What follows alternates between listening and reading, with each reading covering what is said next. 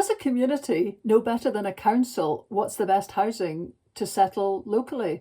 We're about to find out in that famous part of the Maryhill in Glasgow known as the Valley, which is the location for still game filming. Part of the reason that it's been so great for the film company is that it's a derelict area, part of the big clearances that happened across Glasgow right through from the 70s, which pretty much demolished and knocked the living daylights out of large parts of Glasgow, particularly around the Maryhill. The story goes back to earlier this year in January, when the council announced that it was planning to sell that land to commercial house builders to build just over 100 of low-cost, affordable housing, but they would be bought houses. They would not be part of social housing, and they would go out of the council's control. That really riled local people, because a lot of them felt that land that was public should stay public, and the housing equally should stay public.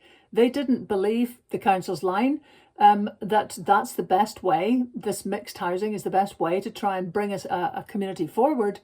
They wanted to keep that and actually have really advanced housing there and be more imaginative than anything that the council was coming up with. So a standoff developed, and there was an occupation of the land. Even in January, in absolutely terrible weather, the community took it in turns to actually occupy the land to make sure no sale could go ahead.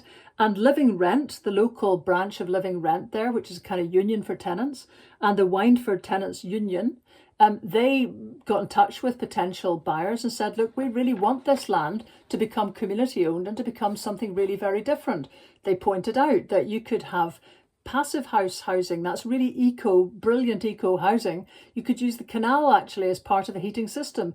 You could have a district heating system that could connect up to other parts of North Glasgow. You could do all sorts of interesting things. Now, of course, the council are saying, yeah, but we've got the whole rest of Glasgow to fit in, and this one bit that we're looking at here in the Valley is just one part of a housing structure which fits into the rest of our plans. But the Maryhill folk just said no. So where we got to today is that actually the sale has been called off. Now, the council is not saying that's because of the campaign from the community. They're saying that because of problems with supplies of materials, they've decided that this is not a good time to go ahead with a sale.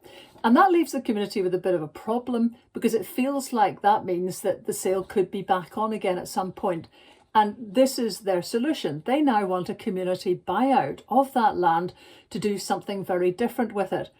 Here's the rub. To get to that stage of having a community buyout, when the land has already been put up for sale once, you get in the legislation to a tricky wee stage. It's called a late stage buyout. What's that mean? What it means is that you need a higher threshold of electors in the wards concerned to turn out, physically sign their name, you can't do this online, to say that they agree for a community buyout to go to the next stage. It's not going to make it happen overnight. That's just to say they would like to start the ball rolling. So what's happening is that right now there are 7,000 electors in the relevant part of the Maryhill. About perhaps quarter of them have to sign up. So that's, between 1,000 and 2,000 people.